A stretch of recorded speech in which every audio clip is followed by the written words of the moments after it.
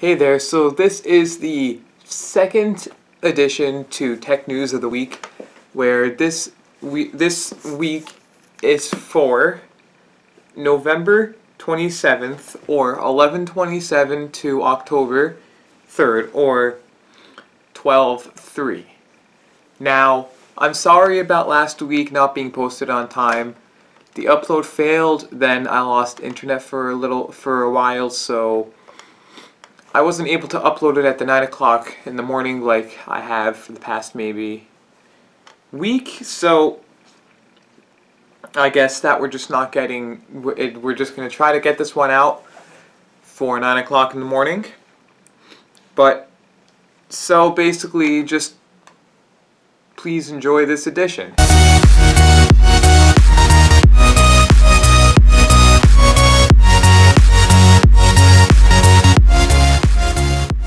So, something weird is happening where Pixel owners are seeing screenshots, bizarre screenshot images where there are bugs to it, where the picture literally just looks exactly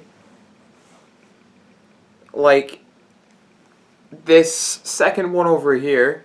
There's just a cool little, so here's the original image, there's that, and it's just like a glitch for Android 7.1 developer preview.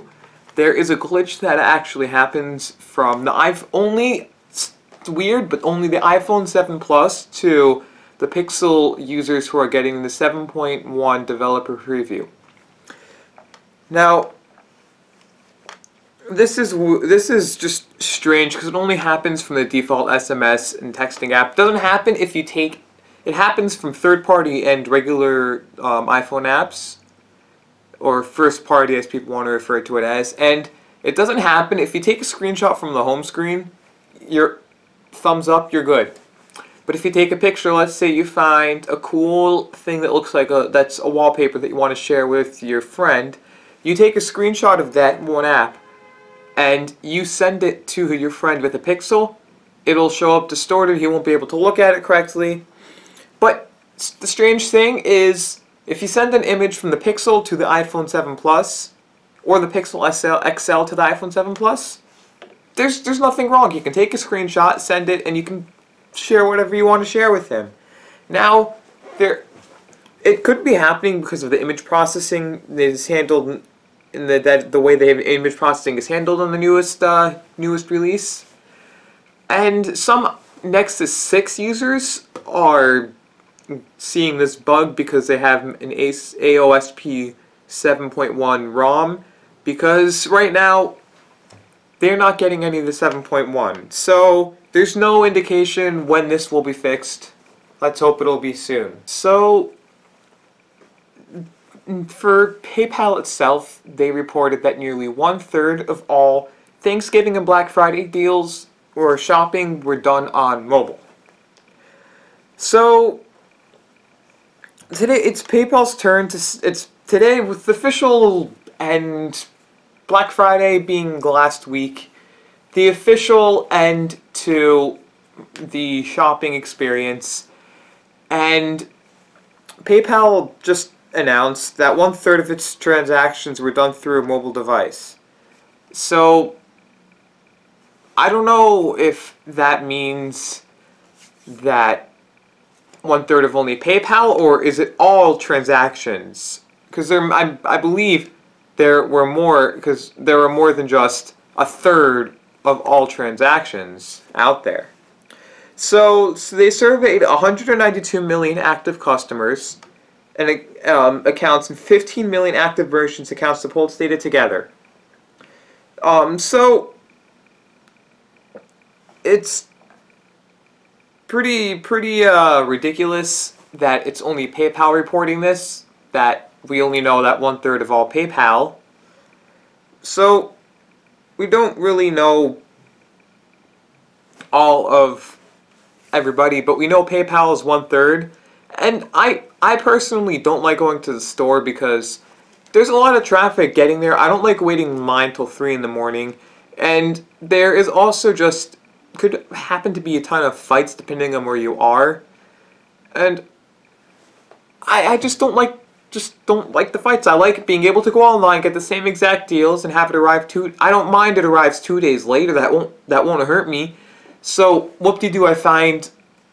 I think it was in stores only, but whoop-de-doo, I find for $200 I find a 50-inch 4K TV. Whoop-de-doo, I don't get to go into the store and buy it and use it right away, so I have to wait 2 days. Will it kill me? No, it'll just make me want it faster. But it didn't disclose the exact total. PayPal really didn't just disclose the exact total of payment volume this year. They just disclosed the percentage because I think it's illegal for them to disclose values other than percentages, because they can say this amount of people. They don't have to say how much money was spent, because it's just, I think that's illegal because you're saying more than just a third of all PayPal users. So the notion of individual shopping holidays is no longer a thing, as buying seasons basically commence when you sit down for that turkey meal with your family. So there's Black Friday, then there's Cyber Monday, and then there's, throughout the rest of the time, there's a bunch of different deals till you get to Christmas, where you have the rest of just all the deals till the end of Christmas. And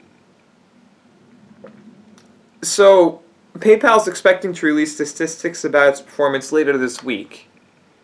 So if we get more within the rest of the week, since this is being done on Sunday, I will say more about this on Sunday. I mean, during the rest of the week. So some of you may know that Google Map Maker or Map Creator, Map Maker this year was disabled earlier this year to stop trolls. But on Google Maps, Trump Towers on 5th Avenue was just briefly identified as Dump Towers, or Dump Tower on Google Maps. Just like on Saturday, November 26th, they don't even know who it is, but someone found a way to be able to change the name of Trump Towers to Dump Towers. They wanted to stop, the reason why they got rid of the Google Maps Maker is because they wanted to stop trolls from changing Trump Tower to Dump Tower, from using, I don't know, from using a random name. Let's just use I don't even know. Let's just use Target. They could change Target to any random retarded name. I don't know, someplace in I don't know, there can be any Target they want to. They can literally just change the name of it with Map Makers. Map Makers was originally created for people who wanted to help out the community of their area, where there were random areas that just didn't, like, there was one random road that wasn't on the map, so they made it so you can put that road on the map and help create the map so people know where it is. Which happened to me before, where I didn't know that there was a road there, and we just drove right past it. It was pretty cool. Here is the official picture. So this is if you view it from a computer. And this is literally just the official Dump International Hotel. I wonder why someone would really want to change the name. I really don't know. But of course, right after, and Google Maps just changed it back, and the Google spokesperson told PIX11 some inappropriate names were surfacing in Google Maps that should not be. We apologize for any offense that this may have caused. Our team immediately took action and have fixed this issue. So another one actually quickly arose, as I showed you the second picture there. The second picture was for Trump International Hotel and Towers in Columbus Circle and Renee's Dump International Tower and Hotel. So Donald Trump did not address the issue on Twitter, as he is not known. He's not known to do yet. As he is known to do, not yet at least. We have no idea who changed the name, but I'm speculating that it could have been someone who had access to some sort of Google Maps creator to get into. Maybe they had Google Maps creator that could actually get into the Google themselves. They'll find out eventually. I don't know what'll happen to them. Probably not much. But yeah. So Google's personal assistant, Google Al, can now translate between languages it wasn't taught. It's just the Al of interlingua. So neural networks are machines and algorithms to develop to behave like the human brain. But development from Google Translate shows that once again Al cannot perform humans in a big way, because Al can now translate language pairs. It has not been trained for. To be clear, this means that it can translate between languages that it wasn't taught to translate. This works as if the Al translated both of the languages into a common language that it knows. So, to break down, Google recently updated Translate to the company's deep learning Google Neural Machine Translation, or GNMT, a system, paving the way for a slew of improvement capabilities in the So, it is able to automatically group sentences together in phrases with the same meaning. It then links together meanings from previous languages in what the developer calls interlingua. Development not only gives the user a wider range of functionality, it also cuts back on high computational costs. Translate works with 103 languages, which corresponds to 5,253 pairs that, with older computational techniques, it has been trained for. The neural network it now works with have models that can skip human imputed training, thanks to advanced and complex encoding systems. The future of self-learning, Al, we can speculate what can happen next, where it'll be able to learn how to do anything. It can become the next supercomputer. But it's just pretty cool that it can actually translate different languages that it wasn't even taught. It just puts languages together. Just cool. Maybe it'll be able to learn the language from there, and then we won't even have to teach it the new language. So let's say it's like a mix of Spanish and, I don't know, let's just say English. Maybe there's a language like that. So it just puts those together, finds out the meaning, and ta-da, we have a new language that was translated perfectly. So I really don't know anything more other than that could be used for multiple idea of things. So the Galaxy S8 won't copy all of features. It might have all of the iPhone 8's features. It might have some of their own features ready, some tricks of its own. So it's paying attention to Apple when it comes to the course of its smartphone division. According to a ton of numerous reports, the Galaxy S8 will bring over a few features that are surely coming on the next iPhone 8, as were rumored. The all-screen design with buttons and sensors incorporated into the display. The features that are available on this year's iPhone: the 3D touch support, dual real lens camera, and a personal voice assistance. Which it technically had, but it was crap. Just called S-Voice, wasn't really much of a personal assistant. But it won't. That really doesn't mean, though, that the Galaxy S8 won't turn out to be an excellent device. In fact, there are at least one new Galaxy 8 feature that's worth getting excited for: the personal voice assistant that Samsung never had, because it had the crappy S-Voice and the Google Now. But they can get. I've seen rumors around that it would be able to get the new. It would get the new Google's Al. I don't even know what the AL stands for. Assistant learning. I don't know. But as Samsung has acquired Viv, a startup that makes Siri-like products. And in fact, though, one of the Viv employees worked for Siri in the Apple's early days, and Viv, and rumors are saying that Viv might be a lot better. They may have put out there a lot better features, been able to copy the Siri features and get it better. And maybe Al will just be, I don't know, but maybe Al will just be an exclusive to the Pixel phones and the phones that want to use it, and Viv will be a Samsung feature. I don't know. Maybe they'll have the Al. Maybe they'll have Al. Maybe they'll do like they did in the past, where they had S Voice in an app, and then they had the Google Now, where then it'll instead of Google Now, it'll be the Samsung Google's Al, and then in their own app, it'll be the Samsung Viv. We'll never know, but it'll have two voices: a male Bixby and female Kestra voices, and bring over support for mobile payments by voice. Like Siri right now, you can send payments through PayPal. Maybe you'll be able to do more with this, but we don't know.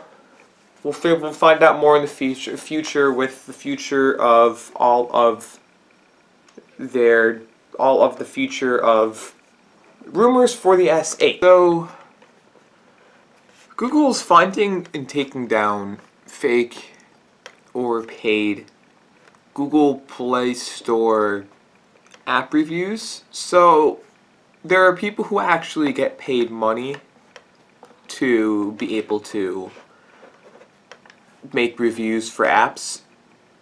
And I mean, it's just ridiculous that people have to pay someone to be able to make a review for them. They should just wait for people to actually download their app. Maybe try to get it out there for people to actually look at. Maybe if they get people to look at it, it'll be different. But, I mean, some apps that don't have reviews, people still download if it looks interesting to them. But a few weeks ago, Google announced that they're going to be taking down a lot. And a lot of it's a lot of people would generate fraudulent recorded downloads. So they're not announcing how they are getting this out, how they're taking down the fraudulent the reviews, but they may be taking it down if it hasn't been officially downloaded or something like that. I don't even know, but yeah. So the cool thing is the Facebook Messenger actually lets people play Pac-Man and other classic games. So it rolled out an update for Android and iOS that allowed users to play a number of classic and current games directly in Messenger, which could cause even more productivity loss, if anybody cares about that. The update is a bit different from the hidden basketball and football Easter egg that had been previously released for Messenger. The new version of the app adds a game controller icon below where the user normally types messages. Tapping it will bring a list of free games that are available to play within the app. There are currently 17 games to choose, and they run from Pac-Man, Galaga, Space Invaders, to more recent, such as Words with Friends, Frenzy, and blah blah blah. So the Messenger update also allows friends to challenge others online in games to see if they can beat other scores on a leaderboard. So you can have competitions with your friends. So they'll be adding more and more free games in the following week and months. It's now live in 30 countries with more markets to be added in the future. So it's just cool. So Android competitor Sailfish becomes official OS of Russian government. So Sailfish OS has become the only mobile OS to receive domestic certification for corporation use by the Russian government. So Finnish company Jolla, or Jolla, J-O-L-L-A, I don't know how to pronounce that correctly, who owns and develops Sailfish, made the announcement today stating that the certification process has been ongoing for almost a year and a half before it was finalized. The Russian government has a list of software that can be seen, which can be seen as a national software, and which are audited and certified, and in this list of software, our software is the only mobile OS software currently. Jala co-founder and chairman Antti Saarino told TechCrunch. The news follows a number of moves by the Russian government aimed at reducing reliance on iOS and Android, both of which are maintained by U.S. companies. According to TechCrunch, the Russian government said it wants to decrease the usage of foreign OSs in the territory from approximately 95 to 50% by 2025. It just makes it sound like the Russian government's paranoid that something's going on, when really people can do the same exact thing on Sailfish that they can do on Android, so whatever. It's just an open source platform based on a custom Linux kernel like Android. But Jala has released several Sailfish OS devices in the past, but currently doesn't have any branded smartphones on sale. It's just stupid that they need to do this. It's just ridiculously stupid, and I don't think they should have to do this. It's just ridiculous that they need to do this to be able to be paranoid, but it's the Russian government. They're all being stupid. So Amazon is developing a premium Alexa-powered speaker with a 7-inch screen. Like, seriously? Could be that they're developing a Fire tablet. I don't even know. Fire tablet with Alexa built in. So Alexa-enabled speakers have turned out to be quite successful, and I have one of them.